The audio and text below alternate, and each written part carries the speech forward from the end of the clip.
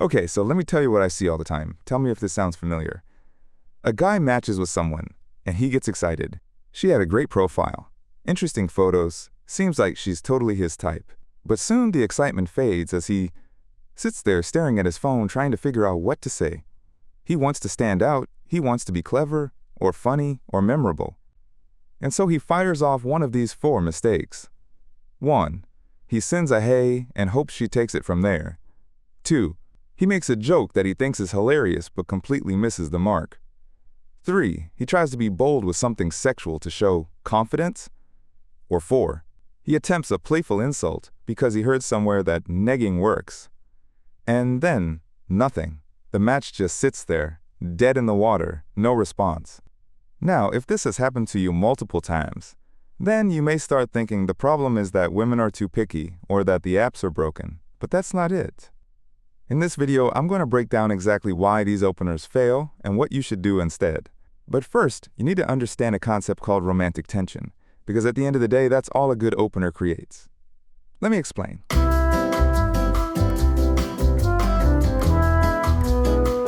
Alright, so picture this. Imagine two wheels connected by a rope. One wheel is labeled desire and the other is labeled restraint. When you're trying to create attraction, and this is what flirting is, right? You're trying to wind that rope tight without snapping it. You want tension between those two wheels. Romantic tension is that feeling you get when you find out someone might have a crush on you. Remember that feeling? That anticipation and uncertainty, that will they, won't they feeling. Romantic tension is that feeling. It's the magnetic pull between desire and restraint. It's the emotional charge that keeps both of you interested and wanting more. So whenever that question of will they comes up, the wheel of desire starts turning. The feeling of will they creates anticipation, and that tightens the wheel. Now you don't need to insult someone to create this tension. You can do something as playful and safe as almost confessing a desire for the other person. Will they say it? Will they not say it? The longer you make them wait to hear the end of that confession, the more the restraint wheel turns for both of you. But here's the key, and this is where most guys screw it up. The skill is in learning how to create that tension in a safe manner. Tighten too quick and the rope snaps. Don't tighten at all and there is no tension. Learning the skill of building respectful romantic tension is the key to flirting, developing relationships, and especially openers. Learning how to open with respectful and playful tension will drastically improve your response rate. And so now that you understand the concept of romantic tension, let me show you how some of the most common openers men use completely mess this up. Mistake number 1, negging.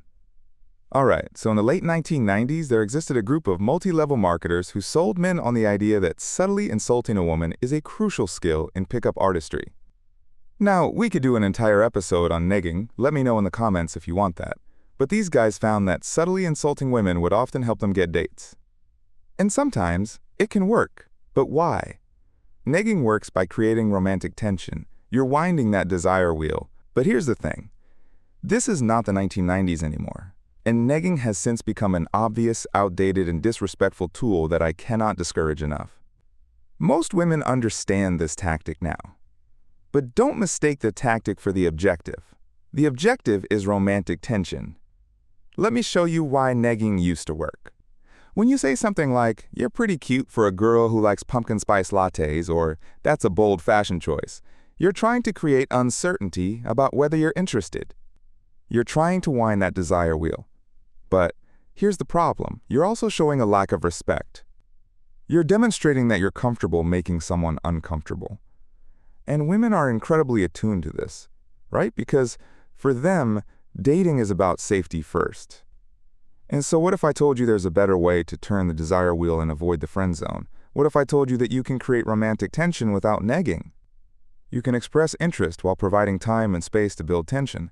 It can feel like mixed signals and uncertainty, but in a playful way, not a disrespectful way. Let me give you an example. Let's say her profile mentions she loves hiking. A negging opener would be, hiking? Let me guess. You've done one trail and now you're outdoorsy? What you should do instead? Okay, but serious question. Are you a sunrise hike person or is that just what people say in their profiles? Because I need to know if I'm dealing with a morning person here. See the difference? You're creating tension. Will he judge me? Is he teasing me? But you're doing it playfully, and you're inviting a real conversation. You're not putting her down to build yourself up. The first shows you're willing to be disrespectful to create attraction. The second shows you're confident enough to be playful without being mean. And that's the key, right? Romantic tension comes from respectful uncertainty, not from making someone feel bad about themselves. Mistake number 2, the creepy or overly sexual opener. Okay, so now let's talk about the creepy or overly sexual opener. Some guys open with something bold or sexual because, look, it can work. Sometimes it cranks up that desire wheel really fast. But here's the problem. You're spinning one wheel without establishing any restraint, and when you do that, the rope snaps. You're creating tension without boundaries. And that's not attractive. That's just uncomfortable. Now, women can be impressed when a bold step is taken. But here's what you need to understand about taking bold steps. Think about it like rock climbing. You can't just leap for the next hold whenever you want, right? You need to understand where your feet are planted. What's supporting you? The same thing applies here. Bold moves work when you've established some foundation of trust and safety first.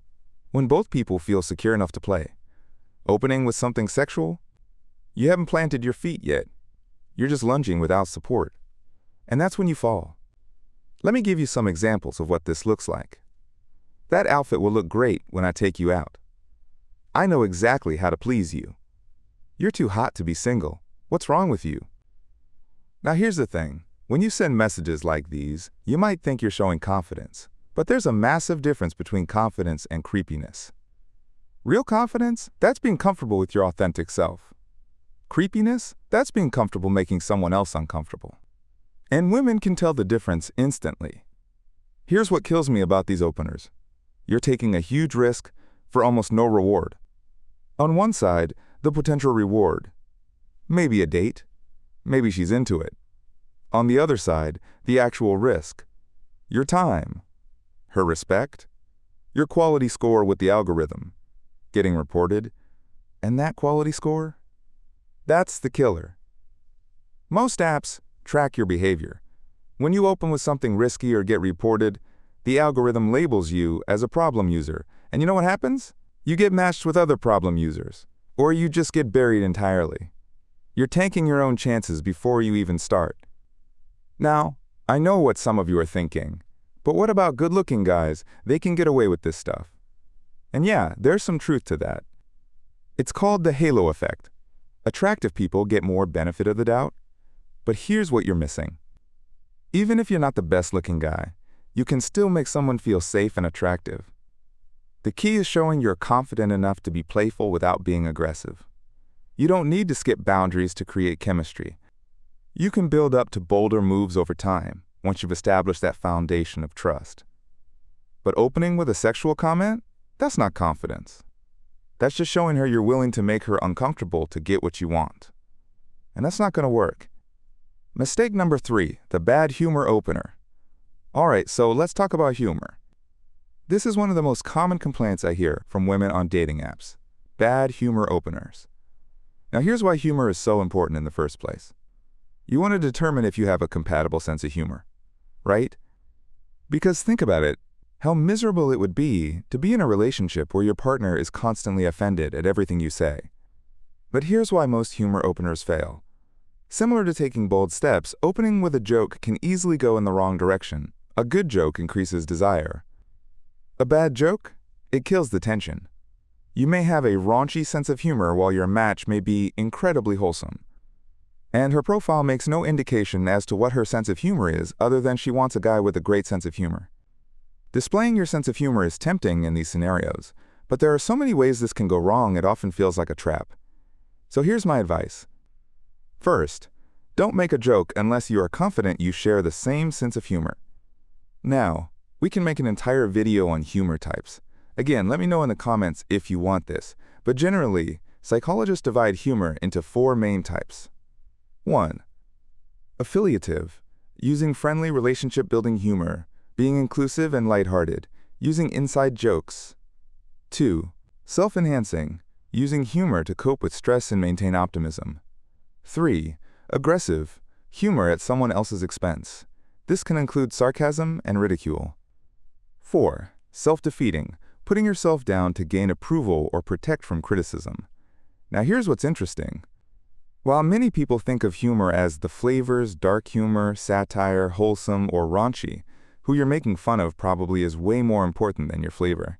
And research shows that affiliative humor, or inside jokes, often perform best when bonding with others. Opening with an affiliative sense of humor shows both interest and restraint if you have an aligned sense of humor. So how do you do this? You match energy. You read their profile, and you get a sense of their vibe. Are they giving off wholesome energy, sarcastic energy, goofy energy? If someone is giving off wholesome vibes, don't start with a raunchy joke. If someone seems sarcastic, don't open with something earnest and sincere. Let me give you an example. Let's say her profile is all about yoga, meditation, green juice, and hiking at sunrise. Very health-conscious energy, right? Bad opener. So on a scale of 1 to 10, how much will you judge me for eating French fries? Even if that's your humor style, you're immediately creating conflict. You're using adversarial humor when she set up a healthy vibe. Better opener. I may not be able to keep pace, but I make killer smoothies. See what happened there? You're being a little playful, a little self-deprecating, but you're matching her energy and showing you're a good teammate. You're not attacking her interests. You're creating an inside joke. That's affiliative humor. And it works. Mistake number 4, the low-effort hey or hi opener. All right, so finally, let's talk about the low-effort hey or hi opener. Have you ever sent an opening message like this? Hey, hi, hey there. Now, while this may seem like a friendly and casual way to start a conversation, you can imagine what the tension looks like, right? Zero tension. No desire wheel turning, no restraint wheel turning, just nothing. But here's what makes this even worse. Think about what a woman's experience is on these apps. How many matches do you think are opening with this? And how would she differentiate between them? Which hey is yours if you're looking at this inbox? Most men have no idea what they're doing when it comes to these apps. And so most men will default to hey or hello, and that is exactly why it doesn't work. It gets lost in a sea of the same. Standing out is key in your opener, especially when dating apps have ratios of up to 20-to-1 in metro areas. You need to find the right balance of being outstanding while developing romantic tension. And a low-effort message is going to put you at a disadvantage over every other man who's taking this advice. A hey message creates no tension and will not make you stand out. You're putting all of the work on her to create the conversation. Imagine walking up to someone at a party, looking them dead in the eyes and just saying hi, and then standing there, silently. That's what your message feels like. So don't do that. What to do instead? All right, so maybe you've recognized yourself in one of those mistakes. Let's fix it with 3 simple but challenging tips. Tip number 1, match only with people you can have a conversation with. If I could just give one piece of advice when it comes to online dating, it's this. Match with people you can have conversations with. Just doing this alone solves 90% of problems for most people. Ask yourself, are you responding to their prompt because they're hot or because you actually want a conversation with them? Why does this matter? You will have things to talk about, and conversations won't feel like a struggle. The algorithm matches like with like. If you get into low effort or low engagement conversations, the algorithm will likely serve you more of those conversations. So be selective. Swipe left on the hot person with nothing to say. Swipe right on the person whose profile gives you something to work with. Tip number 2, meet them where they are. Before you send a message, read their profile. Actually read it. Look for something specific you can comment on. And if you can't find anything, there probably isn't much to talk about. Skipping profiles where you have nothing to talk about, but who are physically attractive is a learned skill, and it will help you bring better prospects from almost any of the apps. Match their energy. If their profile is playful and silly, be playful and silly. If their profile is thoughtful and sincere, be thoughtful and sincere. Build your conversation around specific things in their profile. Comment on something you're genuinely interested in. This is better than just commenting on how attractive they are. And by the way, if how hot she is the only idea you have for conversations, it's a bad indicator. It means either you have nothing in common or you're not paying attention. Tip number 3, practice. If you have no stat points in conversation skills, you need to develop them. This tip is probably going to be the hardest for most people, because the reality is, if you suck at having conversations, you're going to need to practice having good conversations. How do you practice? It's actually easier offline and with people you're not attracted to. Practice finding thoughtful compliments for your barista, your server, the person you pass on the way to work every day. Everyone has something you can compliment or make a playful joke with. And the more you practice finding those compliments or that humor, the easier it will be to find the right words when you're online. This isn't rocket science, right? You just need to practice talking to people you're interested in, about things you're genuinely interested in, what you should expect when you're doing it right. So you started implementing the things in this video. How do you know when you're getting it right? Here's what to look for. 1. Romantic tension is being built by both parties. You're not doing all the work. She's asking questions too. She's being playful back. The wheels are turning for both of you. 2. Conversation volume is pretty evenly weighted. You're sending 2 sentences, she's sending 2 sentences. You're not writing paragraphs while she's sending one-word responses. That's a bad sign. 3. Laughter. Both of you are laughing. The conversation feels light and fun. You're enjoying it. And 4, here's the big one. If you're doing it right, you should be setting up a date within a reasonable time, not after 3 months of texting. We're talking within the first day or week of messaging. If the conversation is going well, suggest meeting up. Don't let it die in the app. Final thoughts. Opening conversations isn't rocket science. You don't need to be the funniest guy or the smoothest guy. You just need to match with people you can actually converse with. Talk about things you're genuinely interested in. And practice. That's it. That's the formula. Stop sending hey. Stop negging. Stop opening with sexual comments. Stop making jokes that don't match their energy. Start reading profiles. Start matching energy. Start creating respectful romantic tension. And if you want more help with this, I've got a full guide on creating the perfect dating profile. I'll link it in the description below. It covers everything from photo selection to bio writing to writing prompts that actually get conversations started. But for now, take this advice and go apply it. Send better openers, have better conversations, get more dates. Alright, that's it for this video.